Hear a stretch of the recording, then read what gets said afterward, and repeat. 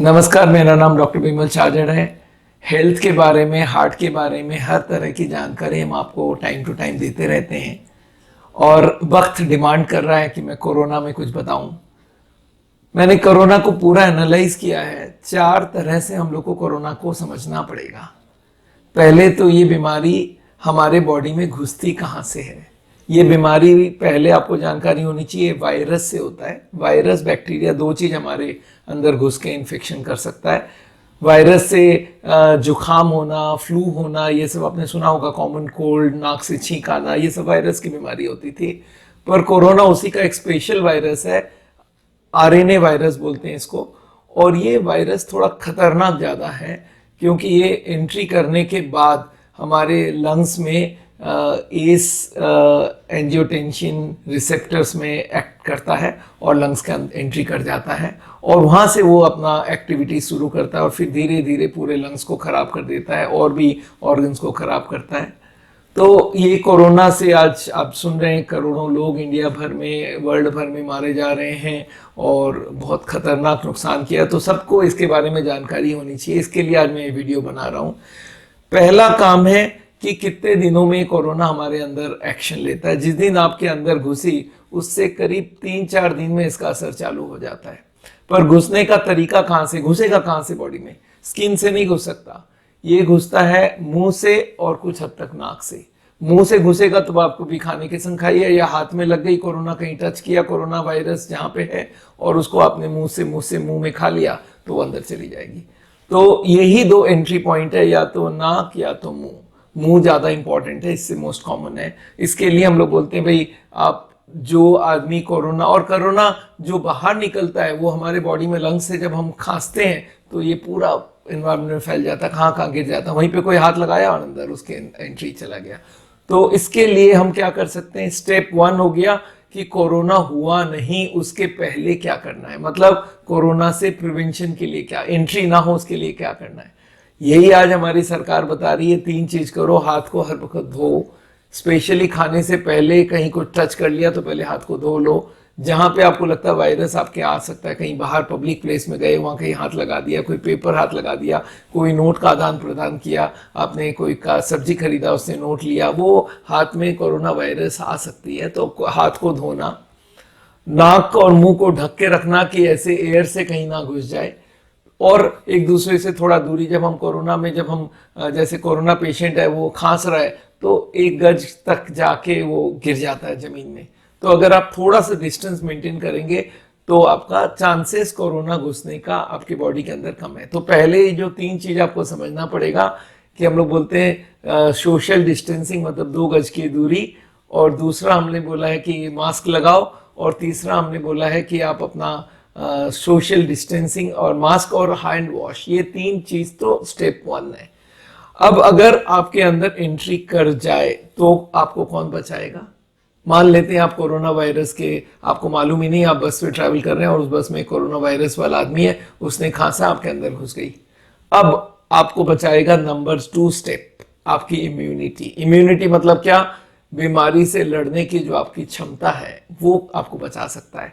आपको मालूम है जैसे ही कोरोना वायरस एंट्री करेगा उसको red blood cell, white blood cells उसको अटैक करता है और वो आपकी एंटी बॉडी जो होती है वो उसको अटैक करता है और उसको मारने का कोशिश करता है। तो एंटीबॉडी बढ़ाने के लिए, अपनी इम्यूनिटी बढ़ाने के लिए जो सबसे ज़्यादा इंपॉर्टेंट है वो है रेगुलर एक्सरसाइज, और वो है बहुत सारे फ्रूट्स और वेजिटेबल्स खाना, और बहुत सारे आयुर्वेदिक विधान हैं जैसे कि गिलोय हो गया या हल्दी हो गई, एंटीऑक्सीडेंट्स खाना। ये सब आपका इम्यूनिटी बढ़ा सकता है। आदमी बोलता है सर ये सब तो कर ही रहा हूँ और क्या एक्स्ट्रा करूँ? तो हम लोग कभी कभी एलोपैथी की तरफ से बोलते हैं कि एरिथ्रोमाइसिन टैबलेट होता है 500 मिलीग्राम, उसको लिया जा सकता है हर दिन 1 गोली।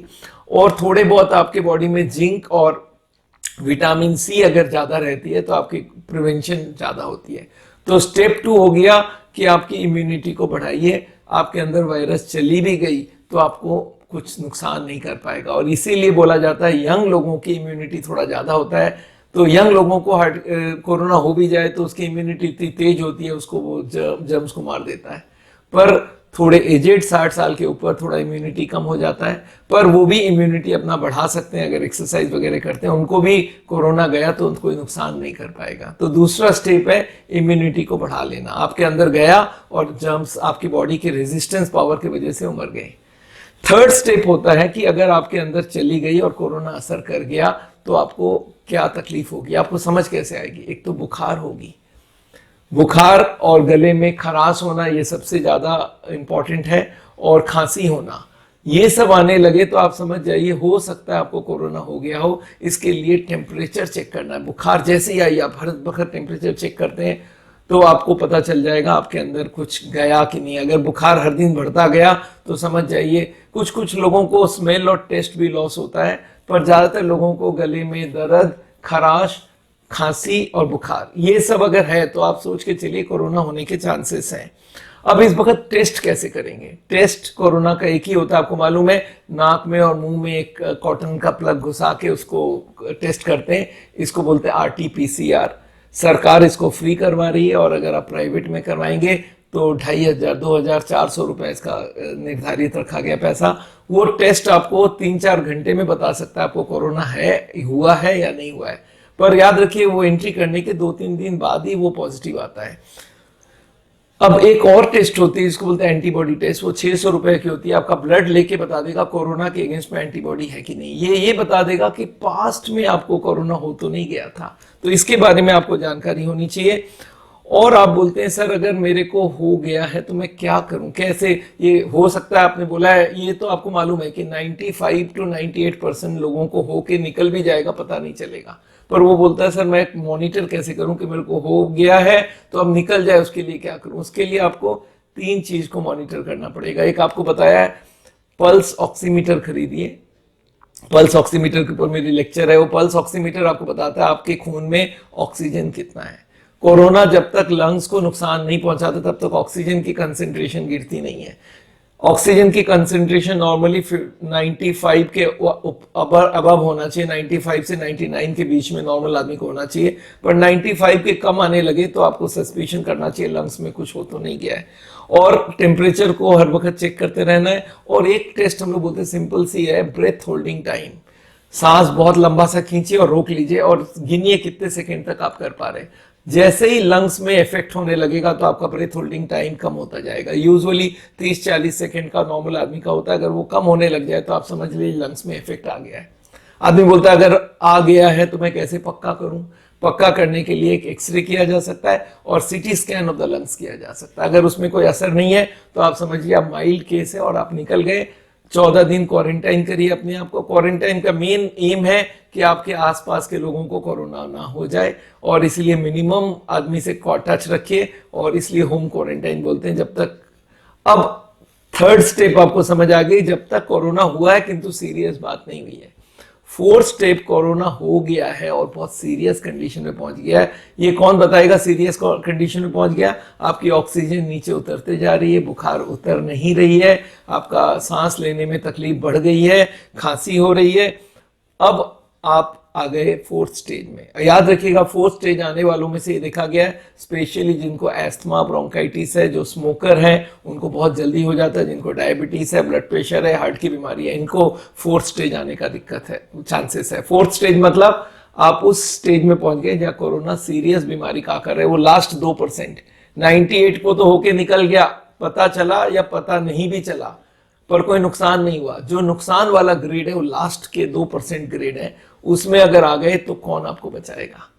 उस वक्त हम लोग करते हैं क्या है, उस पेशेंट को हम लोग एडमिट करवाते हैं और उसकी ऑक्सीजन को चेक करते रहते हैं। अगर ऑक्सीजन की कमी है तो ऑक्सीजन की सप्लाई करवाते हैं और उनको ऑक्सीजन सिलेंडर से ऑक्सीजन दिया जा सकता है। उनको लंग्स में अगर इफेक्ट हो गया तो लंग्स में कुछ दवाइयाँ, नेबुलाइजेशन किया जा सकता है। CPAP करके एक मशीन होता है, उससे ऑक्सीजन दिया जा सकता है। लंग की एक्सरसाइज कराया जा सकता है, उनको ऑब्जर्व किया जाए। और धीरे धीरे 3-4-5 दिन में कोरोना वायरस अपने आप ही मर जाती है और बॉडी का रेजिस्टेंस उसको ओवरकम कर लेता है तो बच जाता है। और ऐसे केसेस में हम लोग को लगता है जब ये सीरियस हो गया तो एक रेमडेसिविर करके एक दवाई है, वो इंजेक्शन फॉर्म में आता है। करीब 3000 रुपए की वो एक बॉटल आता है। करीब 6 इंजेक्शन लगती है। पहले 200 लगता है पहले दिन, फिर हर दिन 100 करके 3 दिन या 4 दिन लिया जाता है तो करीब करीब 600 मिलीग्राम आपके अंदर जानी चाहिए। रेमडेसिविर बाजार में मिलता नहीं है, आजकल ब्लैक हो रहा है, पर सरकारी संस्थाओं को ये मिल रहा है, हॉस्पिटल को मिल रहा है, वो लोग आपको दिलवा सकते हैं। अब हो गई कि अगर आपको कोरोना हो गया तो एक चीज से और बचाओ, कोरोना लंग्स में इफेक्ट करता है और लंग्स में अगर आपको और इन्फेक्शन हो गया उसके लिए एंटीबायोटिक भी लेना पड़ सकता है। तो ये सब लिया जा सकता है।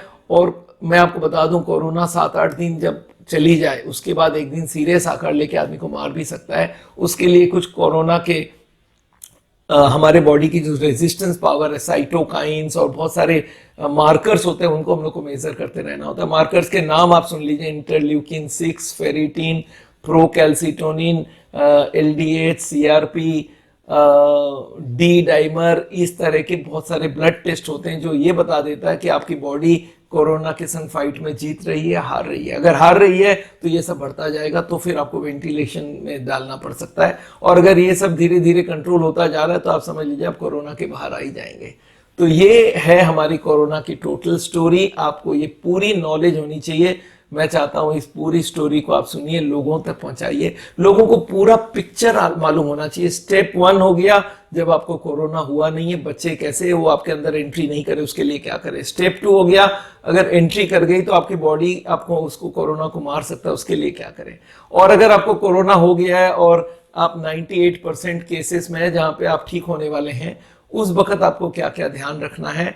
और लास्ट हो गया, अगर आप लास्ट 2% में आ जाते हैं जबकि आप बहुत सीरियस स्टेज में आ गए और हो सकता है आपको वेंटिलेशन में डालना पड़े, वो स्टेज में जाएं तो हमें क्या करना चाहिए। तो दोस्तों, आपको अच्छा लगा होगा। अगर ये सारी बात समझ आई है तो मैं चाहता हूं इस वीडियो को आप लोगों तक फॉरवर्ड करिए। कोरोना के बारे में जानकारी हर आदमी तक होना चाहिए। अब लास्ट एक चीज बता दूं, कोरोना के अगेंस्ट में वैक्सीन जो आ रहा है वो इसको बहुत तरीके से हम लोग बचा सकता है।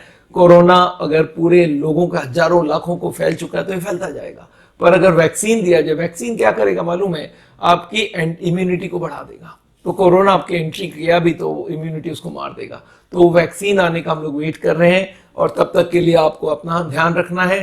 याद रखिएगा, हाथ धोना बार बार, क्योंकि मुंह में एंट्री नहीं आनी चाहिए।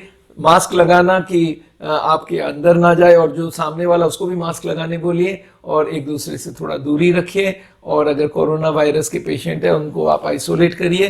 तो ये सब आप ध्यान रखिए और अर्ली डिटेक्शन और लास्ट स्टेज में आ जाए तो आपको क्या करना चाहिए।